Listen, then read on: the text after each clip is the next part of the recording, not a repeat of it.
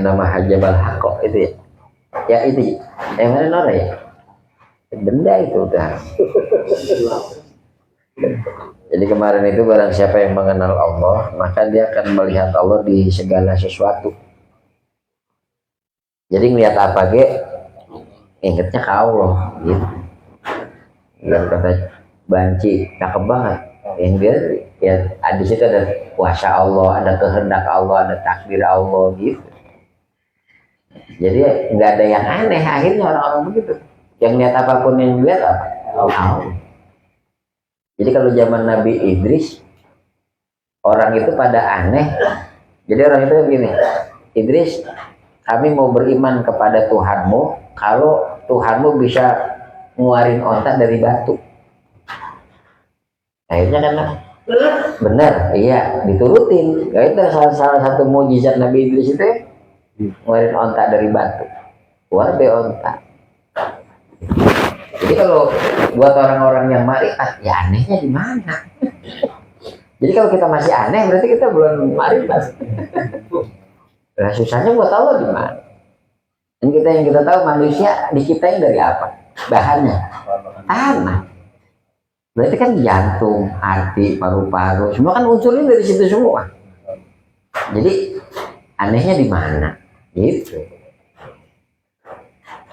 Bisa nggak orang hidup tanpa jantung? Ya bisa, yang tadinya Allah nyiptain kita dari orang jadi ada. Malaikat dia hidup tahu ada jantungnya orang kayaknya. Jadi barang siapa yang kenal Allah, dia akan menyaksikan Allah di segala sesuatu. Udah hilang anehnya. Di sono ada orang sakti, manjur hebat. Nah, kalau udah adanya di mana? Orang sakit itu dia sama kita sama. Tinggal nasibnya kan dari Allah. Bagiannya dia mau jadi nabi palsu, jadi wali, kita kagak. Jadi gak ada yang kuat akhirnya. Cuman dunia kayaknya kalau orang begitu baik agak seru ya. Ternyata tapi biasa aja gitu. Wah. Nah, barang siapa yang udah panah dengan Allah, gobaan kulli syai'in, ya udah nggak ada yang dilihat. Kalau tadi mah kan masih ada yang dilihat, tapi apapun yang dilihat ngingetin dia ke Allah. Kalau ini mah berarti belum makom panah, baru musyahadah. Kalau dia udah makom panah, lah ngeliat apa ke Allah. Karena ngeliat apa, segala sesuatu itu ciptaan siapa? Allah. Adanya itu apa, hakiki apa majazi apa adanya itu beneran apa bohongan? Bohongan. Karena adanya ini bohong semua kalau buat ahli marifat. Ya untung kan kita bukan ahli marifat. Kalau ahli marifat kita lihat duit bohong, ya bohong. Masih kenal duit.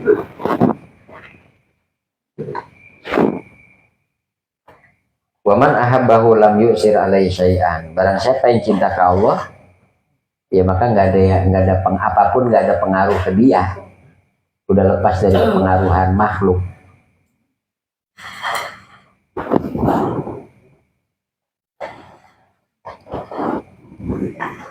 Nah ini lanjutannya innama hajabal haqqu. Ingat tuh tadi itu makom apa itu? Makom musyahadah, makom Pana kita musyahadah enggak, pana ge enggak. Pana ge jangan gayaan. Karena mereka bisa begini ini sesuai sama posisi dia, kondisi dia, makom dia gitu.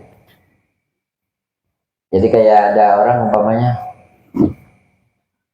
iman ke Allahnya udah kuat, yakinnya ke Allah kuat, Allah bisa nolong tanpa perantara, Allah bisa memelihara tanpa perantara. Aja dia masuk ke hutan jauh dari orang, mojok, oh dia bisa alokasi nggak lapar kan? Karena udah sesuai sama apanya dia, kondisi dia. Jadi jangan kita apa secoba-cobanya. Jadi kudu tahu apa kadar diri.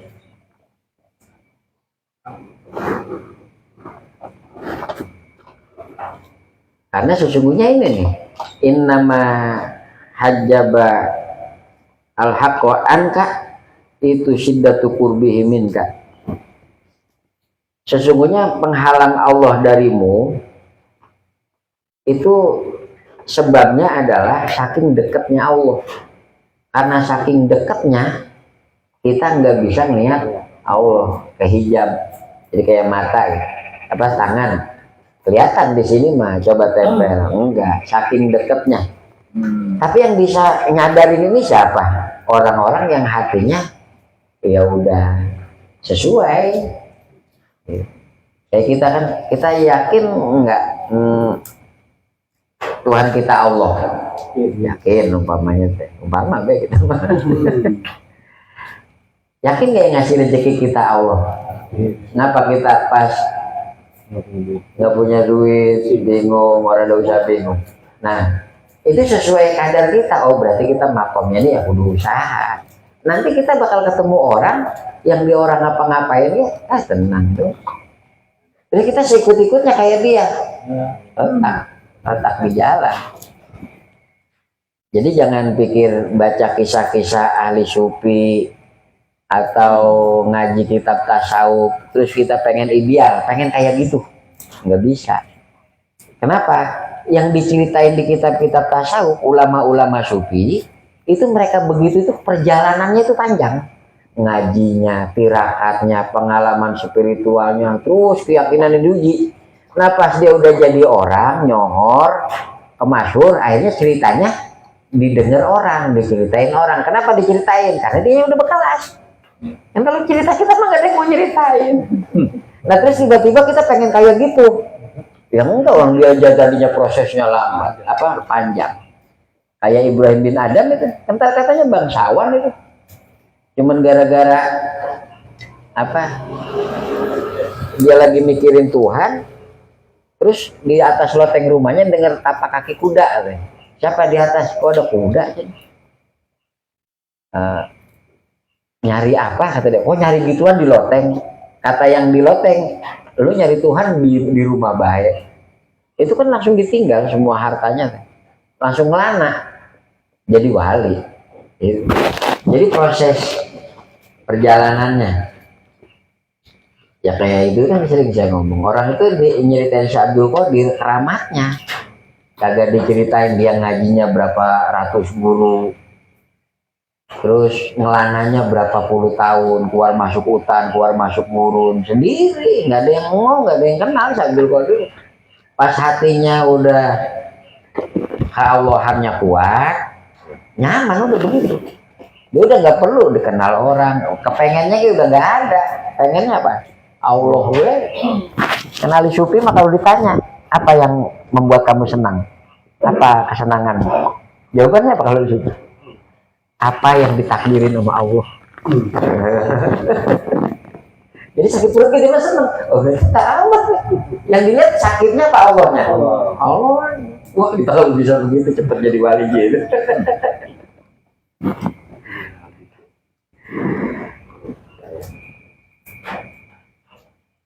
Jadi kalau sufi mah gitu, orang-orang ma'rifat, apa yang membuat kamu senang? Apa yang Allah takdirin? Baru kasih hujan gede, ya pakai hujan lagi. Istighfar itu Kalau mau belajar jadi wali mas. Tapi itu tadi mereka begitu itu udah sesuai makomatnya, kedudukannya. Dan Syaikhul Qadir itu sehari yang diajarin tuh 20 jenis ilmu. Jadi dari ilmu fikih, tauhid, tasawuf, tafsir, ilmu hadis, itu 20 jenis sehari ngajarnya itu. Waktu udah punya pesantren, waktu udah duduk gitu, udah sila. Jadi dia itu bukan orang bodoh, bukan tukang wirid. Syaikhul Qadir orang alim. Ini yang pengen dicontoh Syaikhul Qadir apanya? Aktian, amalan Syaikhul Qadir, ilmu Syaikhul Qadir. Ada. Ini amalan para wali. Lah wali itu amalannya bukan itu. Ngaji, kenal ke Allah. Pas Allahnya udah bagus, imannya udah kuat, lah ngucap zikir apa ge? Jadi. Berarti zikiran wali yang baca dia, yang baca kita. Benar amalan para wali. Makanya kalau amalan itu, kalau kata orang-orang yang orang-orang rohaninya, sebenarnya yang gila itu bukan bacaannya, yang ngasihnya. Karena setiap amalan itu yang bisa ruhaniah dari atasnya, ruhaniahnya. Makanya kalau amalannya nggak ada ijazah, ngambil buku gitu, ketika dia baca apa yang mau ditarik, yang mau diambil apa? Dia beli kabel tapi ada sambungannya, kemana ini nempelinnya? Dipasangin fitting, dilampuin, nyala nggak? Enggak. Pas nyala kudu curiga. Jangan-jangan ada yang ngambil kabelnya, dicolokin kemana? Itu yang takut disamber jin, ya, samber setan. Itu kata ahli-ahli tirakat. Kita makan tirakat dia males. Boro-boro baca la ilaha illallah segitu gitu.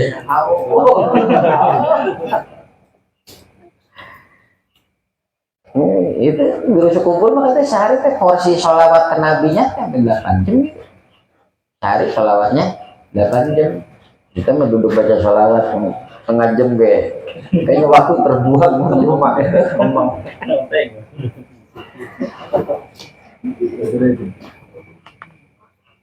Jadi puasa awam, ya riadoh males, zikir males, bangun malam males, tapi pengen sakti, pengen keramat.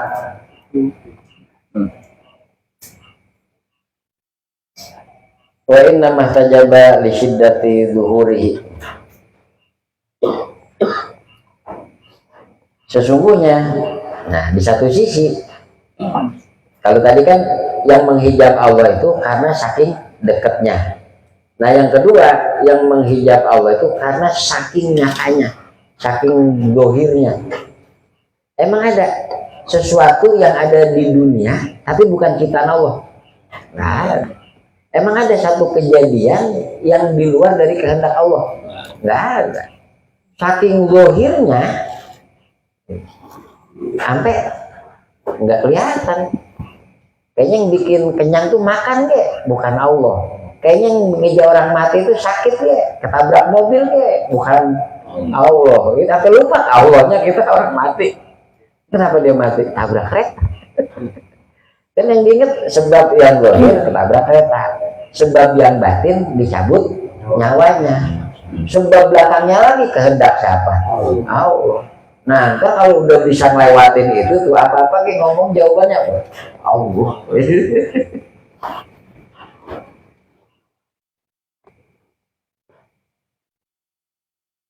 Wa khafiya anil absar li'adhimin nurih.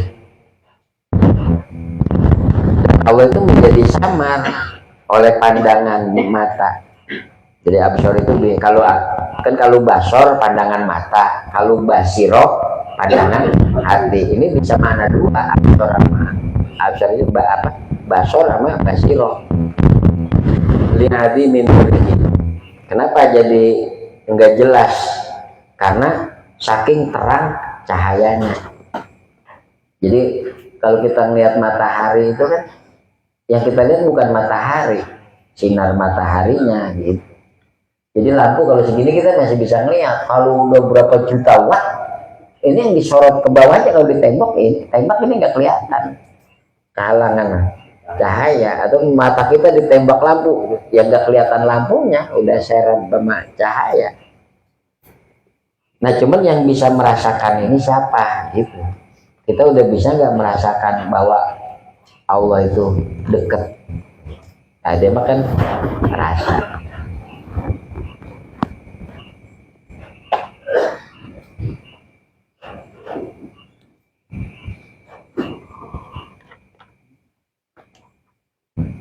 Jadi Allah dekat ke kita itu kudrat, irodat, ilmu. Jadi Allah itu kan punya sifat kudrat, irodat, ilmu. Kudratnya Allah maha kuasa. Buktinya apa? Bisa nyiptain kita. Irodatnya Allah maha berkehendak. Apa buktinya? Ini kita ada. Ilmunya Allah maha mengetahui. Kita ciptaan Allah, Allah tahu kita. Karena sekecil apapun wujud itu yang nyiptain siapa? Allah. Di dalam tubuh kita ini ada bakteri yang pakai mikroskop dia payah ngeliatnya. Itu yang nyiptain siapa? Nah karena Allah nyiptain, berarti Allah tahu nggak adanya dia di mana itu masih muhitun bi ilmihi. Segala sesuatu itu diliputin sama ilmunya Allah, taunya Allah gitu. Jadi sebenarnya kalau bahasan ini mah apa sih ya? Emang dari kaidah 10, 13 ke sono itu sebenarnya udah bukan pakaian kita. Jadi ini mah hakikatnya begini, aslinya begini, tapi kita belum bisa ngerasain begini gitu.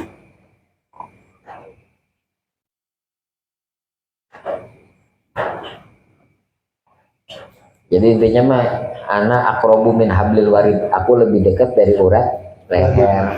Kalau uratnya aja masih ada apa? Ada jaraknya. Allah lebih dekat lagi. Banyak bahasan-bahasan itu yang kalau dibuka itu ngeri-ngeri sedep kalau disalahpahamin. Contoh gini, ada hadis qudsi itu Allah ngomong gini, langit bumi ini tidak bisa menampungku, nggak bisa nampung Allah karena Allah nggak butuh tempat. Yang bisa menampungku, kata Allah, yang bisa menampungku adalah hati mukmin. Ketika kita iman ke Allah, siapa Tuhanmu? Allah. Saya iman kepada Allah. Karena Allah ada di mana? Hati. Kalau hati, zahir apa batin? Adanya Allah di zahir apa di batin? Di hati apa di kedalaman hati? Nah, ketika beriman kepada Allah, sekarang Allah ketampung di dalam hati dia. Berarti sekarang Allah ada di mana? Ini mah bukan pertanyaan. Kalau kan Allah mah nggak boleh ada pertanyaan Allah di mana, karena dia nggak butuh tempat. Karena Allah yang bilang yang bisa menampungnya hati kan bukan tempat kan? Kayak otak sama isi pikiran sama nggak? Beda. Nah, terus berarti karena Allah ada di depan kita apa di dalam kita? Ini logikanya ini mah. Nah, anggap aja di dalam ya, di dalam. Terus kita sholat balik kemana? Kiblat. Sono kan arah Ka'bah. Allahnya tadi di mana? Yang kita sembah orang jauh. Cuman hal-hal begitu kan kalau dipajang direkam ya bahaya. Itu apa? Itu makanya nggak sembarangan dibahas hal-hal begitu tuh, takut bisa pahamin sama kita. Mereka itu. Dari masalah selanjutnya lah. Al-hikmatul khamisah. Nah ini kaidah yang dari zaman mondok udah saya hafal ini. Ini termasuk kaidah yang paling saya resep ini. Layakun tolabuka sababan ilal atau minhu. Payakila pahmuka. Payakila kan itu ya?